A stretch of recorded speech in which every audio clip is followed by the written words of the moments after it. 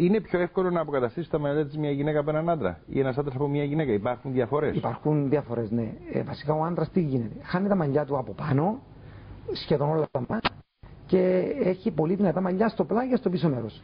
Στη γυναίκα η τριχόπτωση είναι πιο διάχυτη, δηλαδή αραιώνουν τα μαλλιά περισσότερο πάνω και λιγότερο στα πλαϊνά και στο πίσω μέρος. Άρα η δόντρια μας περιοχή, από εκεί που θα πάρουμε τα μαλλιά, δεν είναι τόσο δυνατή όσο του άντρα. Και επίσης εκεί που θα βάλουμε τα μαλλιά έχει μια αρέωση, δεν έχει ολοκληρωμένη πτώση.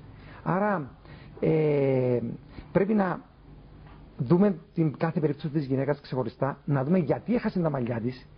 Είναι από κάποια ίσως ορμονικό το πρόβλημα, είναι θέμα ψυχολογικό, είναι θέμα διατροφής, και να μπορέσουμε να αντιστρέψουμε αυτούς τους λόγους πλην των κληρονομικών και μετά να προχωρήσουμε να προσθέσουμε μαλλιά στις περιοχές όπου έχουν αραιώσει πολλά μπροστά και είναι και εκεί που φαίνεται ότι είναι αραιά. Το αποτέλεσμα θα είναι καλύτερο σε μια γυναίκα παρά σε έναν άντρα? Στον άντρα το αποτέλεσμα είναι πιο εμφανές, διότι όταν δεν έχεις μαλλιά και βάλεις αρκετά μαλλιά, τα βλέπεις ότι υπάρχουν εκεί. Όταν έχεις ήδη, ας το πούμε, 30-40 τρίχες ένα τετραγωνικό εκατοστό και τις κάνεις από 30, τις κάνεις 50, είναι πολύ πιο λίγη διαφορά παρά αν έχεις 0 και τις κάνεις 50.